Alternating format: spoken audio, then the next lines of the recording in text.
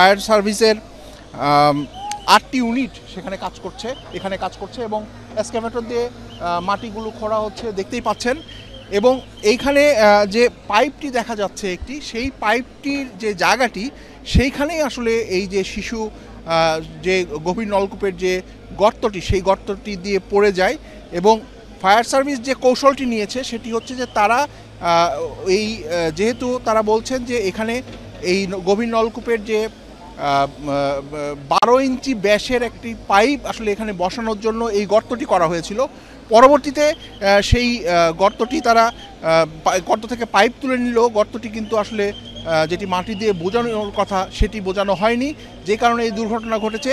এবং সেই জায়গাটিতে এখন ফায়ার সার্ভিস যেটি করছে সেটি হলো 6 ইঞ্চি ব্যাসের একটি পাইপ তারা এই গর্ত দিয়ে ঢুকিয়ে দিয়েছে, আপনারা দেখতেই পাচ্ছেন। এবং সেইখান থেকে ওই ফায়ার সার্ভিসের কর্মীরা বলছেন যে 35 ফুট গভীরে গিয়ে আসলে ওই পাইপটি আটকে গেছে। এবং সেই কারণে তারা যেটি মনে করছেন বা তাদের যেটি ধারণা সেটি হচ্ছে যে এই জায়গাটিতে আসলে হয়তো শিশুটির খোঁজ পাওয়া যেতে পারে। ফলে চারপাশ থেকে এই যে খনন কাজটা চলছে, এই খনন কাজটা করার পরে আবার 35 ফুট এই যে গভীরতায় সেখানে গিয়ে আবার দরকার হলে তারা যে ক্যামেরার সহযোগিতা নিয়েও এখানে দেখার চেষ্টা করবেন। এখানে যে চ্যালেঞ্জগুলো তারা আসলে চ্যালেঞ্জের মুখোমুখি হচ্ছেন সেটি হচ্ছে যে দেখতে পাচ্ছেন এখানে পাশে একটি পুকুর রয়েছে, খুবই পাশে।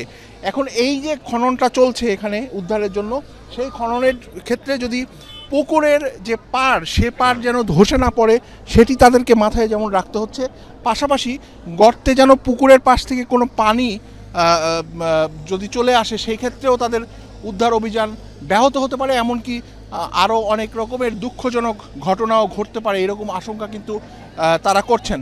পাশাপাশি এখানে যদি আমি একটু দেখাই যে প্রচুর উৎসুক জনতা, যেটি বলে যে এই ধরনের উদ্ধার কাজের জন্য সবচেয়ে বড় যে সংকট, এই উৎসুক জনতা চারপাশে, এবং তাদের জন্য কিন্তু এক অর্থে এই উদ্ধার কাজগুলো কিন্তু ব্যাহত হচ্ছে, এটিও যারা উদ্ধারকর্মী আছেন তারা কিন্তু আমাদেরকে বলছেন।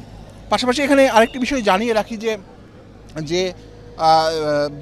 যে শিশুটি আসলে এখানে এই গভীর নলকূপের গর্তে পড়ে গেছে সেই শিশুটির বয়স 2 বছর এবং তাদের যে বাড়ি তার খুব পাশে, এবং তার বাবা ঢাকায় চাকরি করতেন, তার বাবাও এসেছেন এখানে। এবং এই পুরো পরিবার কিন্তু অনেকটা শোকে মুহ্যমান এখন, এবং অনেক দূর দূর থেকে মানুষ কিন্তু এসেছেন এখানে এই উদ্ধার কাজ দেখতে। আর দমকল বাহিনীর 8টি ইউনিট এখানে কাজ করছে, পাশাপাশি ঢাকা থেকে তাদের ঊর্ধ্বতন যে কর্মকর্তা তারা কিন্তু এখানে এসেছেন এবং এই উদ্ধার কাজ তারা পরিদর্শন করছেন, তারা আসলে তদারকি করছেন। তো সব মিলিয়ে এইখানে এরকম একটি পরিস্থিতির মধ্য দিয়ে এই উদ্ধার কাজটি আসলে চলছে।